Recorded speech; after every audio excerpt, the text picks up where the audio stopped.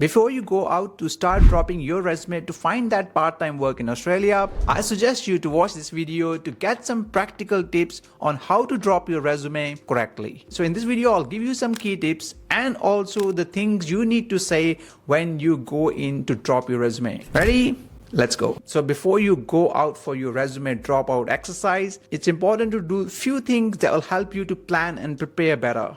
So first thing is about preparing your resume. A resume, also known as CV. It could be 1 or 2 page document that explains about your work experience, your educational background, and your contact details, and a little bit about yourself. First of all, it's important for you to have an Australian style resume format so that you can be comfortable in dropping out those resumes. And in terms of your resume, here are a few tips that you need to be mindful of.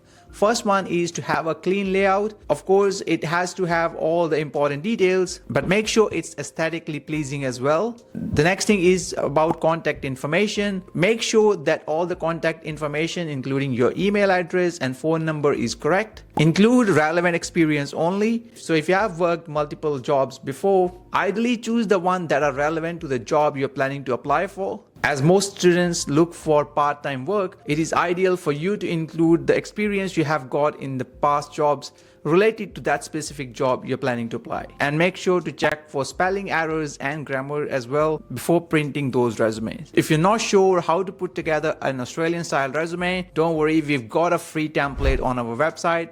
We also have a free cover letter template that's matching the resume as well. We actually have multiple formats, so feel free to pick whichever you like. We have 1 and 2 page resume template, so as I said, feel free to use the relevant one as per your needs. Now, apart from creating your resume that meet the requirements, as I mentioned earlier, you have to do some research as well. So before going out for your resume dropout, research the local area where you will be dropping out these resumes in. So ideally, you should be checking something closer to your home, wherever you're living. So I suggest you to go on Google Maps and start researching about the local area and see where are some of those businesses where you can actually go out and drop your resume to. You might find some local shopping centers or just a strip of shops where you can go out to hand your resume. You can also find job opportunities available in your local area by going on the popular job websites as well. Of course, there is Seek, Indeed, Adzuna, and there are a few more that we have discussed in our previous videos. But to find those local job opportunities, my favorite pick will be Facebook Marketplace and Gumtree. Those 2 websites usually launch those classified ads where you can find job opportunities in your local areas. And once you have done these 2 things, it's time to go out, print your resume, and get ready for dropping them out. And another thing, before you go out on the day of dropping your resume, it's important to dress appropriately. Of course, first impression makes a huge difference. Now, when it comes to dropping resume, it depends upon the type of job you're planning to apply for. You may have to dress accordingly. It's not necessary to wear a formals. You could also wear semi-formal clothes, something similar with this sort of a cardigan or a jumper, and jeans along with it. But hey, it depends upon the type of job you're applying for. If you're planning to apply for some formal job opportunity, ideally you should be getting ready in a formal dress as well. But if you're just looking for part-time work in hospitality, retail, you do not need to certainly do that. Just with the choice of colors, I suggest you to choose plain colors instead of colorful dress when you're going out to drop your resume. Also, make sure to do a proper grooming. That includes your hair, your facial hair, and also use of deodorant and perfume is highly recommended. Now, once you have reached the area where you will be dropping the resume, it's important to just walk around and suss out the area, which means just look around first before going out to the businesses for dropping your resume. Ideally, you should choose the time as well, which time you would be dropping these resume in. I would suggest you to go at a time when it's a bit quieter for the business. So if it's a hospitality business, as an example, you might like to go it in a time when they're not too busy. It could be before the lunch time, which could be around 10 to 11 o'clock, or after lunch, between 3 p.m. to 5 p.m. I don't recommend you to going out to drop your resume when they are really busy, as the people who might be hiring may not have a time to speak with you. Once all this is done, you will go inside in one of the businesses and will have a conversation with the manager. Now, once you go inside,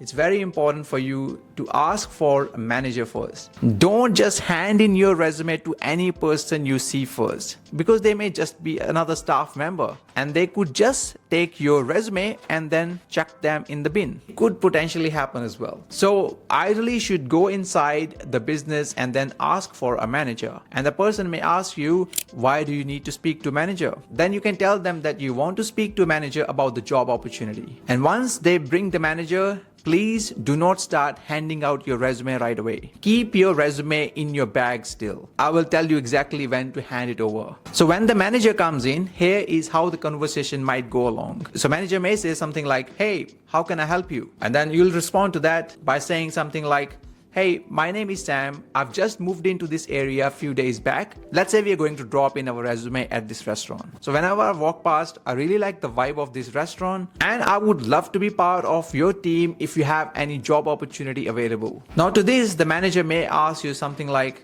hey, have you ever worked in hospitality industry before? To that, you will respond according to your experience, which could be something like, yes, I have worked as a waiter back in my home country, and I've also completed my RSA certificate recently, and I'm confident enough that the skills I have learned in the industry will help me in my job here as well. And to that, manager may say, what's your availability? Which means they might be asking you about when you're available to work. So you can talk about your availability. You can say something like, I have classes on Monday and Tuesday until 2 p.m. That is the only time I am unavailable. Otherwise, I'm available all other times. Now here is where the manager may ask you about the resume. They may say, do you have a resume with you? And that is exactly where you will hand out your resume by saying something like, sure, here it is. And usually they'll read through your resume quickly as well and will ask you if you have any further question. If they don't, then they may say, thank you for that. I will contact you as soon as we have some positions available, which you will respond to by saying, thanks a lot, and I hope to hear back from you soon. And then you'll quietly leave the premises. Make sure you have a smile on your face whenever you're talking to the manager. And even when you're leaving the premises, make sure you're polite and be mannerful. Now, the conversation obviously could go different as well, depending upon the manager, but this is a kind of a typical sort of experience you will have when you're dropping your resume. And it is quite a decent approach to drop your resume rather than just handing a resume and then running away from the premises. And just know that you might feel awkward first few times, but don't give up. After dropping at one of the premises, you can go to the next door restaurants or next door retail stores and just rinse and repeat. Now, one other thing you can do is to follow up. So if you don't hear back after a few days, definitely you can go back in and see if they have any job opportunity available, but just don't be too annoying. Don't go there back again every 2-3 days. Just drop in after a week or so to see if they have any job opportunity available or coming up soon. That just let them know that you are really interested to work with them. So hopefully you find this information useful. Now, if you need a free resume and cover letter template, that will be in the description box below. And if you want to do some short courses that can help you to land a job in Australia, then I suggest you check this video here where I talk about 9 short courses that can help to get that part-time work. So click that video there and I'll see you there.